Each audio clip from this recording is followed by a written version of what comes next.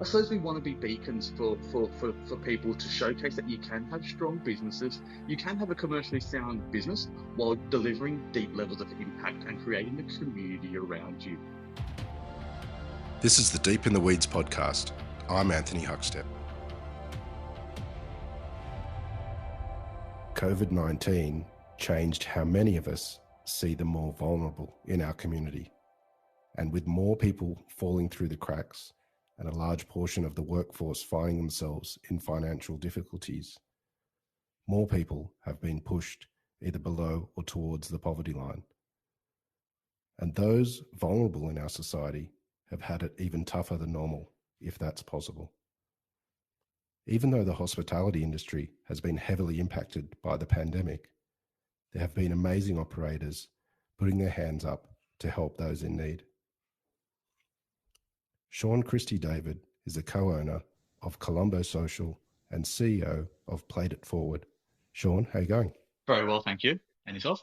Good, thank you. It's great to have you on the show. You've done some pretty amazing things in the last year, and the pandemic was a real turning point for you and the development of PlateitForward. Can you take us back to that time? Yeah, it's a phone conversation, really.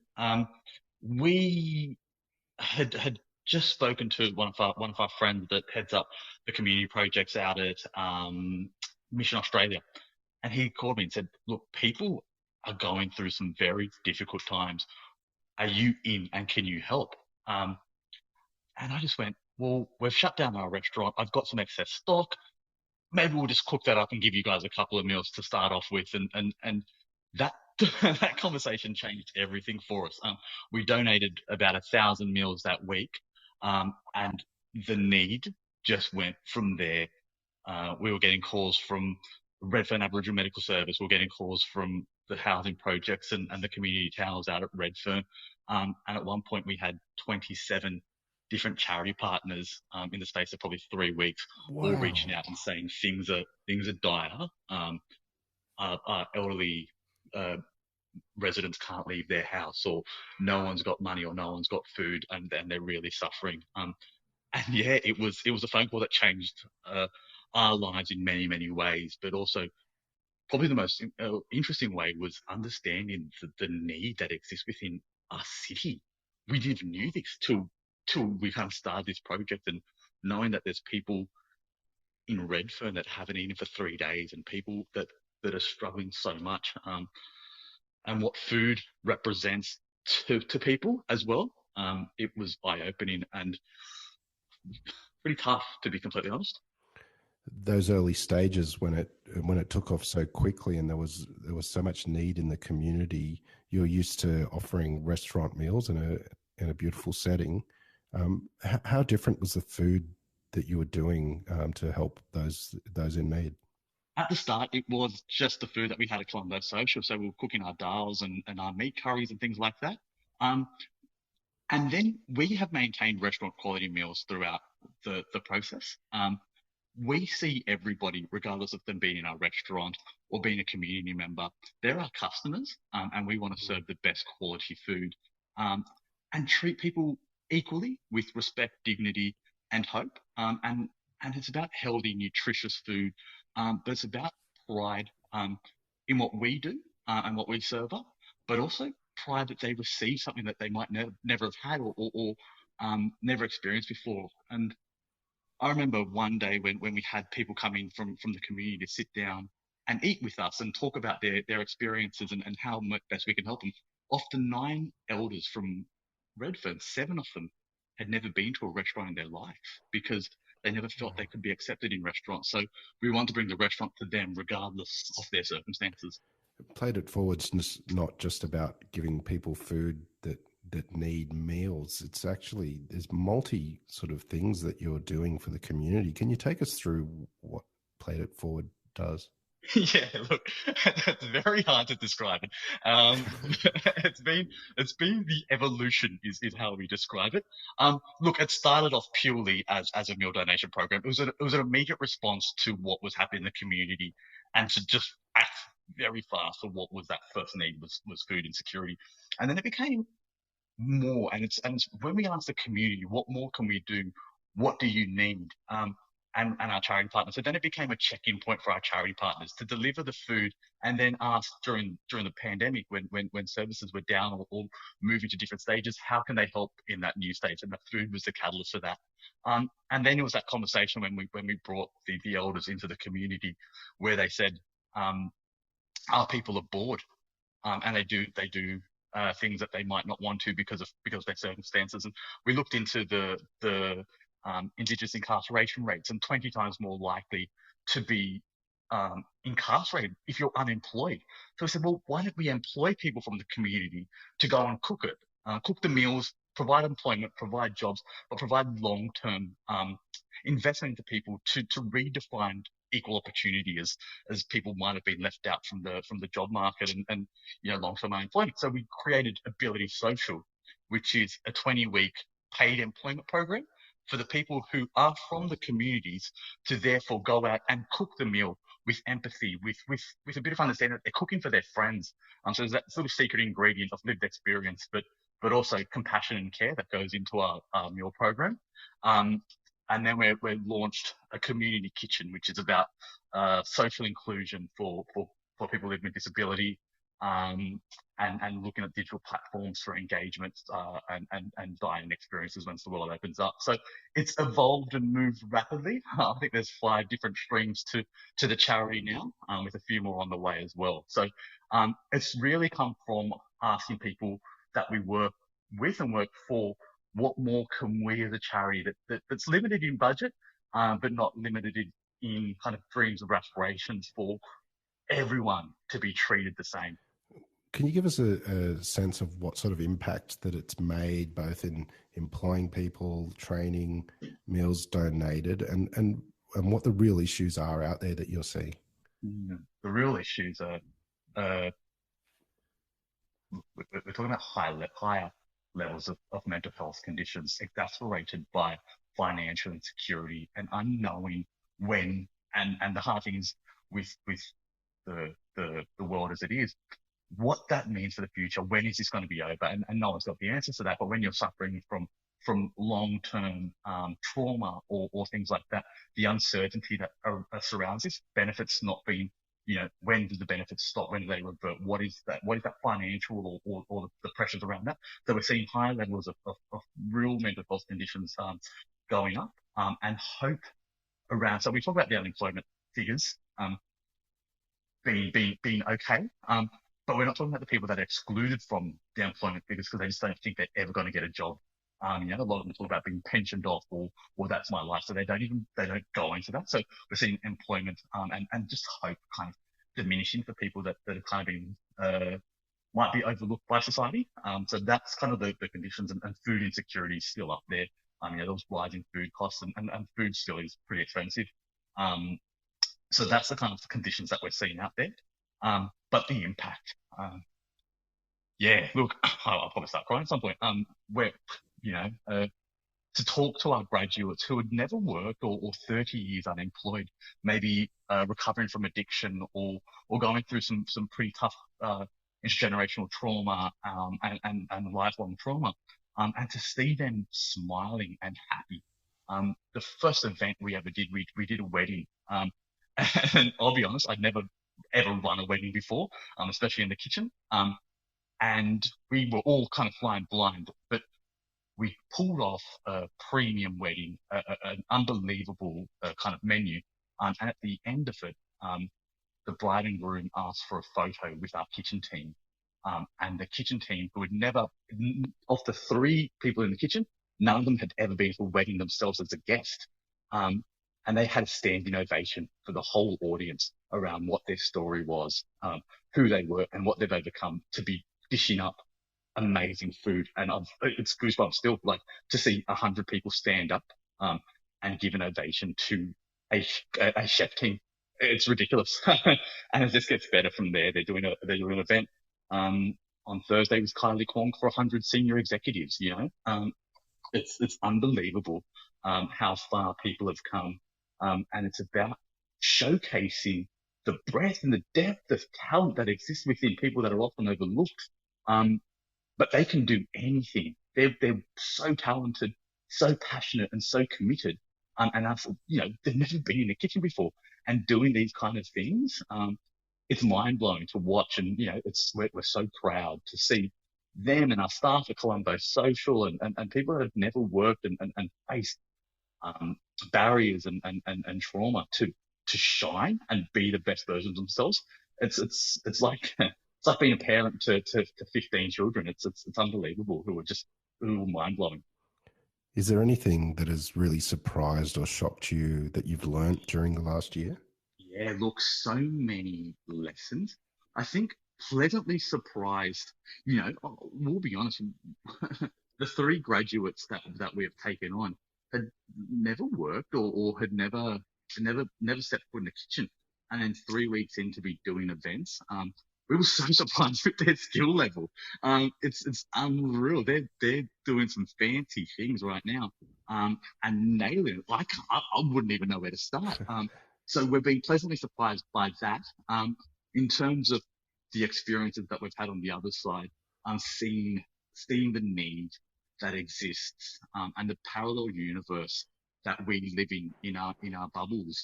Like I lived down the street in Waterloo, and did not understand what people in my own community were going through on a day-to-day basis. And when you hear their stories, but see their smiles and their genuine warmth and their genuine care for each other, that communities that live in these very difficult circumstances, their strength and their resilience,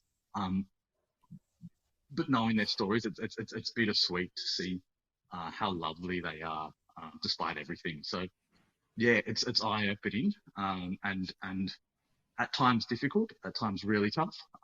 But knowing you can make an impact in a small way by just donating a meal, it's very empowering for us. Prior to the pandemic, you were just a professional in the hospitality industry, with a business. Has the impact of what you've done with PlateitForward, does that change the way you see your role in the industry and the way that you run restaurants? Yes, yes. We I suppose we want to be beacons for people to showcase that you can have strong businesses, you can have a commercially sound business while delivering deep levels of impact and creating a community around you.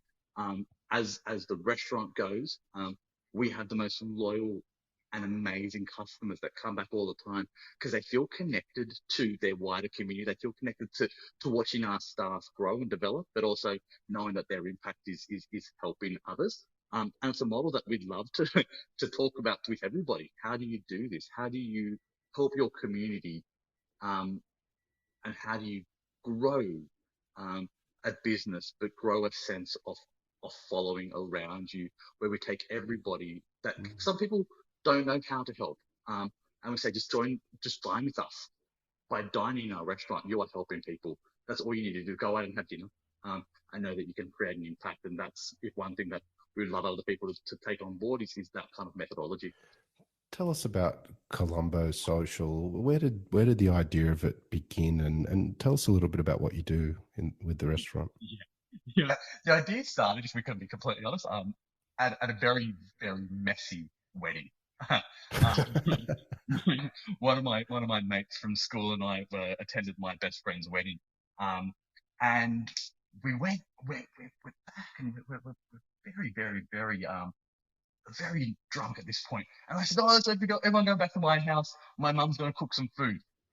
My poor mum didn't know that, so I called her at 1 o'clock in the morning. I said, "Hey, mum, what are you doing?" She's like, I'm sleeping." I said, "Well, great, get up because you've got 15 people coming, and we'll be there in 20 minutes." And we're all so drunk. My poor mother cooks this meal, and my mate says, "This is honestly the best food I've ever had. Um, what is this?" So we started going through it, and I said, and he was hospo for life, and he said, "There's something in this. Why don't we do it?"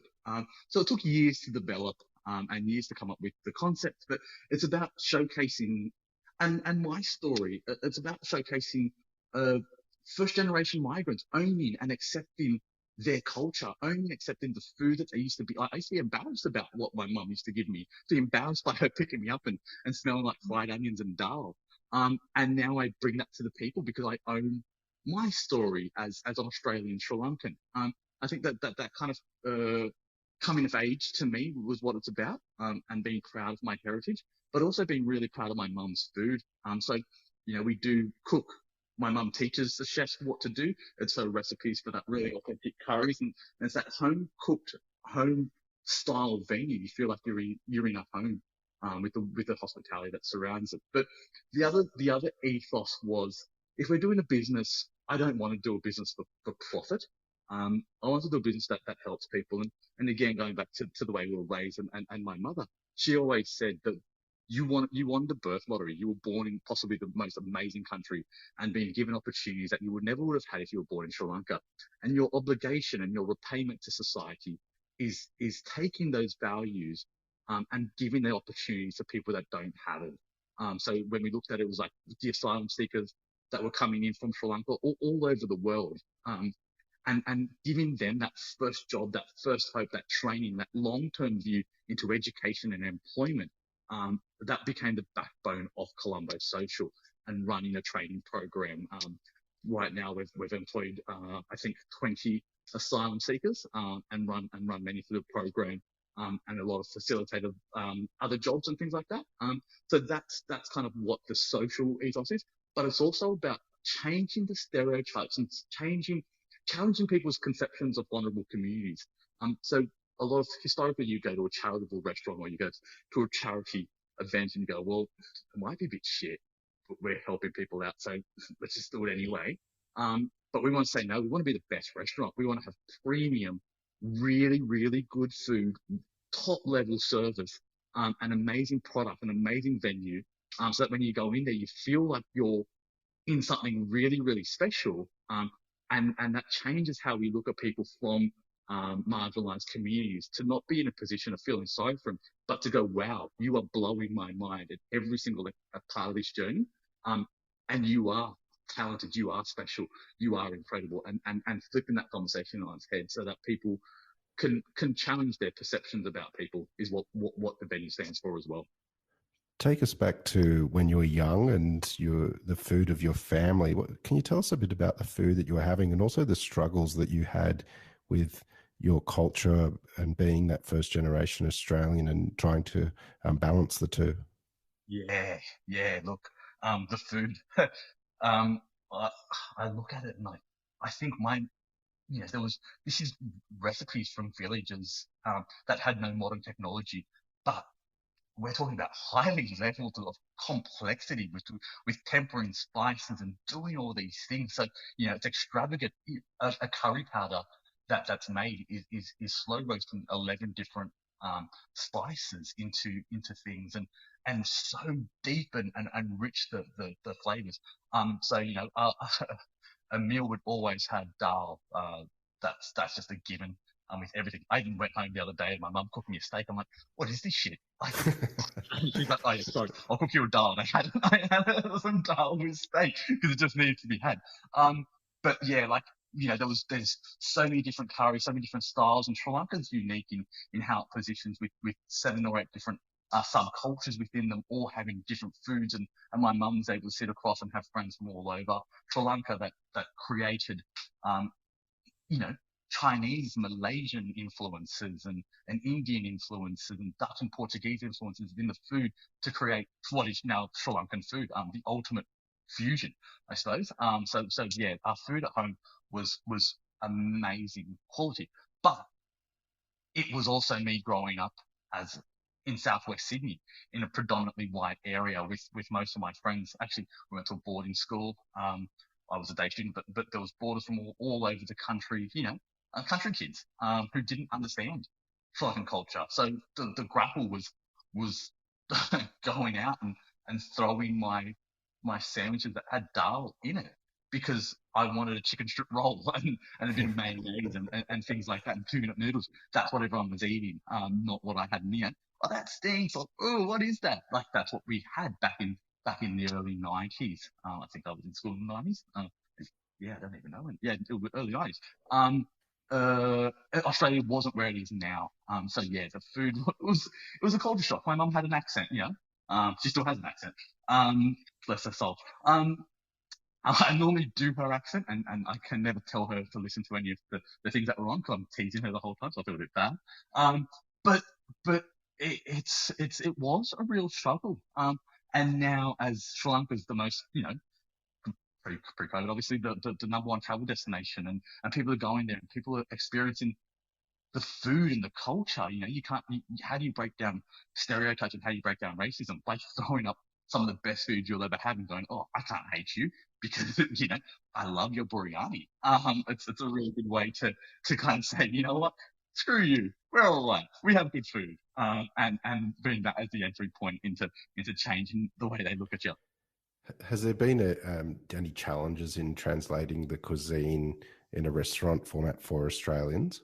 Look, this is the thing. We keep everything in terms of the traditional style, super traditional. We don't. Uh, and Southeast Asian cooking has always done this. Is is being apologetic for their flavors and being apologetic for their spices. And one thing that we always said is that that's not great for us, our customers. They're coming in there for an authentic experience. They're coming in there. They know what they're getting in for. I remember seeing someone cry because the food was too hot, and I laughed. I said, sorry, mate, here's some write-up, but I'm not going to dumb it down because you want the real thing. And I've always felt that we shouldn't be ashamed of our culture. I always say, no one doesn't not offer me tomato sauce on my meat pie. Um, because that's how it's eaten. And we want to do that. We want it to reflect what is a traditional meal. And one day we went to Ngadi, which is where traditional, really, really good Sri Lankan food is. I still go there quite regularly. I think it's amazing. Um, and I went with my business partner, who's from the South Coast, as white as they come. And my brother, myself, and Peter were sitting around having a meal, and the lady comes up to him and says, "No, no, no, not for you. Too spicy." And we looked at each other and we're like, "What?" He's like, "No, bring it on." And she said, "No, it's too spicy." 5 minutes later, my brother and I are dripping in sweat, pouring, and Pete's like, "This isn't hot at all. What is this?" He can handle spice way more than we can, and we're like, that most people in Australia love it. And we don't want to patronise them or say that you can't handle it. It's up to you. It's your discretion. We'll tell you what's hot or not. We'll give you a warning, but we're not saying sorry. You mentioned that the food on the menu is your mum's recipe, and she comes in and teaches how to cook them. Can you give us an idea of a couple of the dishes on the menu? I know hoppers are a big part of what you do, but can you tell us about maybe one or two star dishes and then a bit about hoppers? Yeah, perfect. So our star dish, which isn't my mum's recipe, is on the fusion side. It's our soft shell crab roti taco. It blows us how many people know it and order it. So it's using paratha roti as the taco shell, um, Sri Lankan spiced soft shell crab, and then a really, really fresh papaya salsa. So it's taking the elements of both Australia and Sri Lanka when we think about how do you create what is now word fusion or lack of a better word. How do you take influences from modern Australian cooking and what Australia represents, which is fresh seafood and fresh ingredients, fresh vegetables, fresh fruits, and things like that, and also Sri Lanka. So using those two parallel things to come up with a dish that represents both of them, and that's one of my favorite things in the world. That soft shell crab roti taco. And then on the traditional side, whereas my mum gets involved in and goes through the whole end-to-end process of how to cook her her fish curries, her dal, and things like that. And I'll always recall a story that impacts me and makes you realize your obligation as a restaurateur delivering home cooked food. And it was a lady who sat there and was visibly upset. And I went over and I said, "Look, is everything okay?" And she goes, "This dish takes me back to Sri Lanka. This takes me back to being a child." She was adopted and had never gone back to Sri Lanka and didn't really know her birth mum. But she said this is exactly how she'd cook it. And she was crying. And I went, you know what? That there is the power of nostalgia, that there is the power of food and that there is the power of home cooked meals, and how it can really, really bring back memories and evoke um, things that we never know exist deep within us, and that was incredible. One of the beautiful things that we've seen in the last couple of years in the food culture is hoppers. It's not unfamiliar to Sri Lankan food, obviously, but in Australia, it's not something we've seen it around a lot. Can you tell us about hoppers and what makes a great hopper and how to eat them? Yes, yes. Look, they're an amazing concept. So a hopper is fermented rice flour, and a lot of coconut milk. Um, and it's like fermented overnight, and the temperature is fundamental to it being right. So you talking about a hot summer's day, the hoppers the next day are just horrible. So it's how do you balance that temperature? So therein lies the key, and the coconut milk ratio. And the rice flour is super important. There's also brown sugar actually to kind of go in there as well to sometimes make that coloring right. And it's this motion when you pour the batter onto a hot hopper pan, which is like a cylindry, is that the word I'm looking for? Circular kind of thing. And it's this flick of the wrist. It's Sri Lankans are very handsy with their actions, and love a little gesture. And I think that's where they get it from. This complete flick of a wrist. And lucky we're not on video camera, so I'll be doing it. I'm trying to do it, yeah, and describe it to you. Um, but it's that motion that creates the even spread of the batter. But then this fluffiness. So it's a crepe-like at the top. So it's really thin and crispy at the top. And then it becomes fluffy and cloud-like down the bottom. And it sits there, and it's this combination of a crepe with an idli is probably the best description, which is the Indian version of it. But that real fluffy pancakeness as well. It's incredible. And look, there's no wrong way to eat a hopper. But there are ways that will sit there and laugh at you and joke around with it. But there's two ways. One is the burrito style.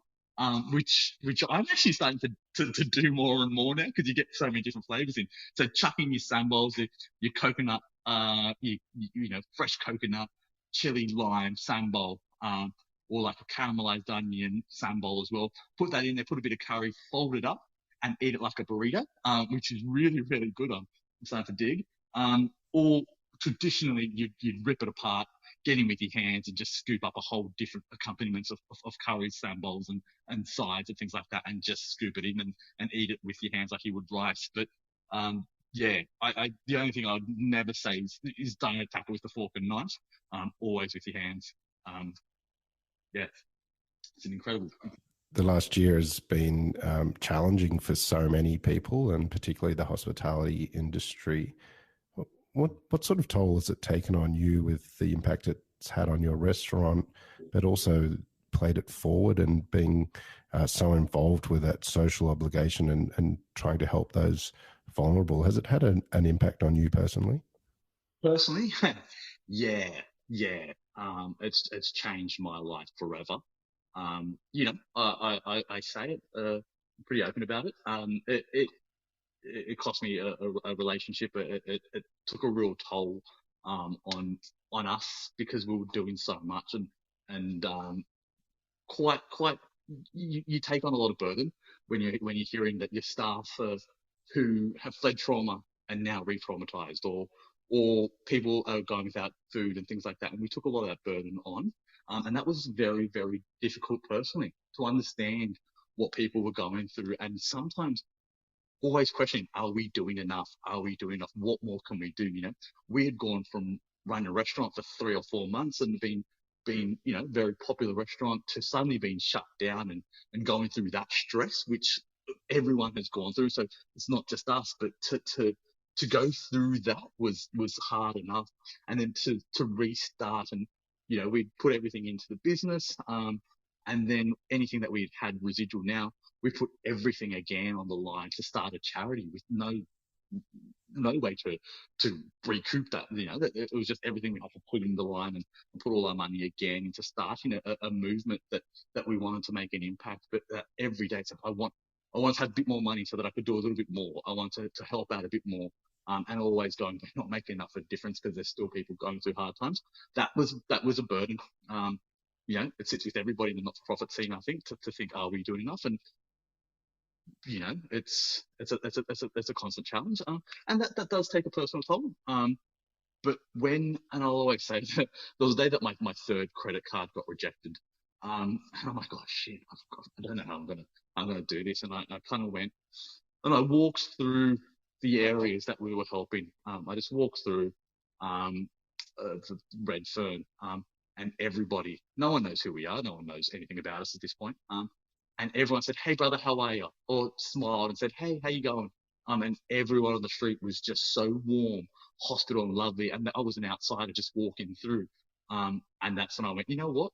It's all worth it. Yeah, there's a personal toll, and yeah, there's a little bit of money that we have to fork out to do this. But that sense of happiness that people had, that just made everything worth it for us. So yeah, it was okay. And I went back and I started going back into it again and going, yep, we're doing what we can. That's all we can do. How can people help or get involved and contribute to what you're doing? Yeah, great question. Look, dining at the restaurant on our set menu means that you're donating one meal every time you sit there and dine on that set menu. So that's a really easy way to get involved. Possibly, again, we want to be self-sustaining charity, so we don't want donations, but we want our staff to feel empowered. So be it at the restaurant and serving, and delivering the best product is lifting them up every time they do that. We've just launched a catering company, which is again taking premium food, premium ingredients, but with heart and soul. And knowing that our staff might be able to cater an event or a corporate function or something like that, but be part of that and allowing their skills to shine, their abilities to shine, but then knowing that feeds back into the community with more work, more employment hours, more training, more education for people from marginalised communities. That is a great win-win-win for everybody. Win for the clients because they're getting the best meal, same price. But that's a satisfaction that our staff get. I think that's the best way to help out. It really means a lot to our staff. Well, Shaun, what you're doing is incredible, and I take my hat off to you, mate. It's bloody amazing what you're doing, and people should get involved and go and eat at the restaurant, and keep an eye out for Plate It Forward. We're honoured to have you on Deep in the Weeds today, mate. Please keep in touch, and we'll talk again soon. Thank you so much, and thanks for the opportunity. And look, there's a whole community of people out there supporting us and working with us, and big shout out to everybody that does, and thanks for your enthusiasm for what we do. This is the Deep in the Weeds podcast.